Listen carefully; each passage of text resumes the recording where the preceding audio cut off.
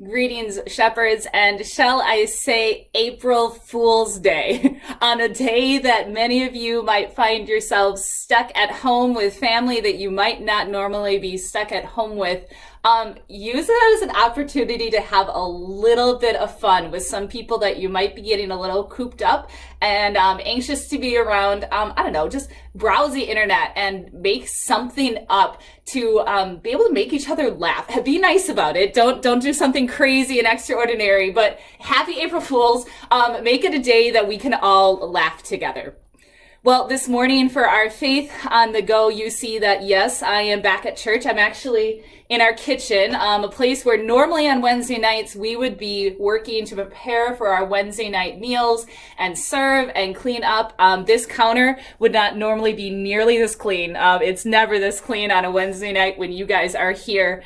But today when I just pit stopped here quickly, Wednesday is the day I pit stop at church, I found myself going through our space here in the building and thinking about all the things that normally go on a Wednesday night. From meals of preparation and making it and serving it and cleaning it up to our worship service, to our small groups. I just walked up and down the building once or twice and I found myself praying for those different things that normally would happen and praying that even though we're apart right now, that there's still something going on right now to keep us connected, and praying that you all are finding something to remain connected to each other and remain connected to Christ during this time. Because the truth is, though our life and our pattern has changed quite significantly at church and even in our own lives, the truth is that there is still stuff going on. And to that end, a reminder that if you have kiddos, come back and join us later in the day at about 6:30 for our children's chat. And know that there's always something for us to be engaging in together as a faith community. In a lot of ways, our lives have changed. But in other ways, some things maybe haven't, because we're just finding new ways to do things. For yourself at home, perhaps life has just been continuing on its normal. Perhaps you've always had the kids at home just because you always have kids with you. Or perhaps you're moving forward with a treatment plan because that was the plan from the beginning and now it's time to do that. Or perhaps you're still finding yourself working out on the farm or taking your dogs on a run or continuing whatever work is before you. For some of you, maybe not much has changed, and perhaps maybe not much can change because of the nature of the situation you're in. But for others, this time maybe has brought a whole new sense of schedule and a different way of living. And in that time, I know I've had to caution myself from living on one of two ends of the spectrum. On one end, trying to just keep working and working and working, trying to do everything and fill every moment of my day with some task that needs to get done or some task that I've been putting off for weeks or months that finally I have the time to do, right? That's one end of the spectrum. But on the other end, some days it's just not easy to get out of bed when you don't have somewhere to be. And some days it's just hard to find the motivation to keep going forward because we don't exactly know what's coming next. So with both ends of the spectrum, and with how life has and hasn't changed, where's the middle ground for us after all? The truth is, we could continue to fill our lives with task after task after task, but I can tell you, those tasks will eventually just become distractions of what might be lying under the surface. And without facing the truth of what lurks within ourselves, without facing the truth of what is going on around us, all those other tasks that we might keep doing and might keep us going won't really get us anywhere fast. In fact, it will just be like pedaling in place. By now, you all know me pretty well. So when thinking about that spectrum of either working and working and working or not having any motivation to do anything, you can probably likely surmise that I've been on the working end of this spectrum. But earlier this past week, I realized that it was finally time to pause and to stop. And in the midst of pressure to be even more productive during this time, I found myself turning to a poem written by poet and spoken word artist Claire McCallan. She's originating out of Brooklyn, New York, which is, of all places right now, dealing with this epidemic and what is happening even more so than we are here in Iowa. But here's what she writes, and here's what she writes as her prayer. From the belief that this is all about me, deliver me. From the seduction and spiral of fear, deliver me.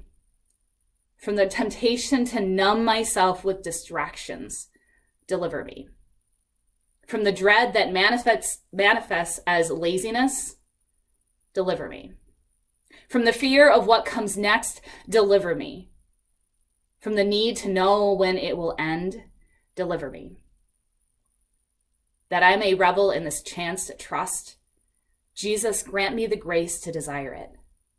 That I may care more about how this affects others more than how it affects myself. Jesus, grant me the grace to desire it. That I might be given a chance to sacrifice for others. Jesus, grant me the grace to desire it. That I may find solace in you and you alone. Jesus, grant me the grace to desire it. That I might learn to be alone. Jesus, grant me the grace to desire it. That I may know that I am never alone.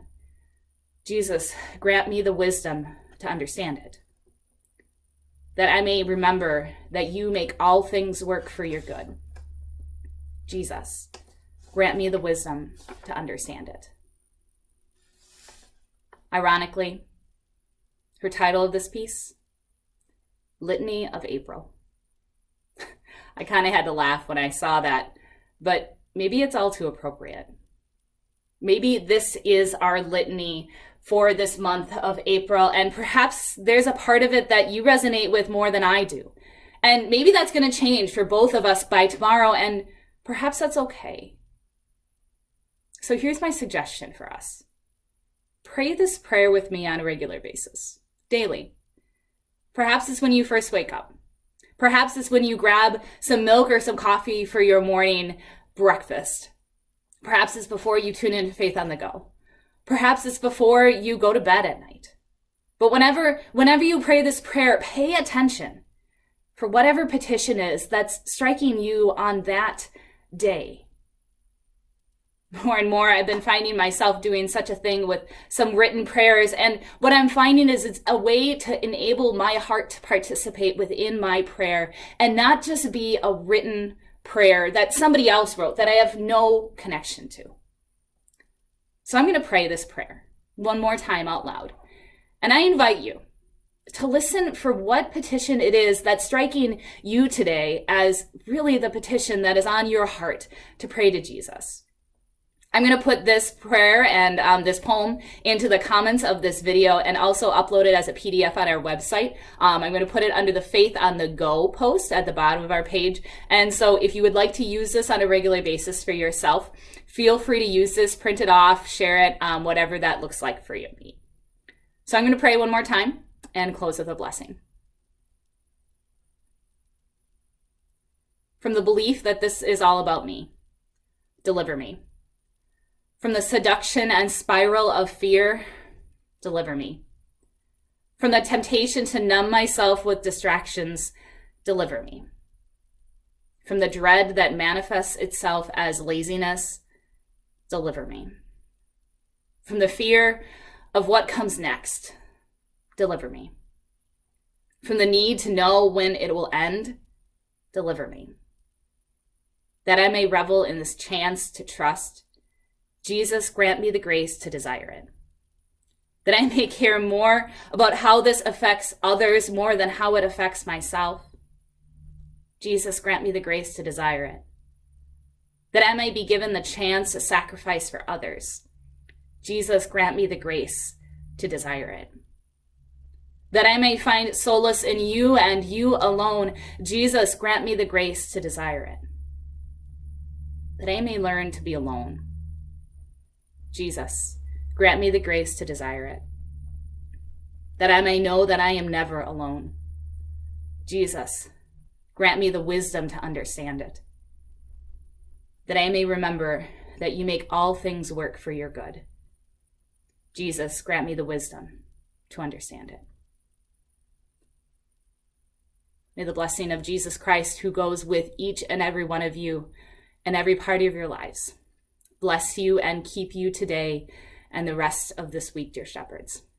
We'll see you again tomorrow.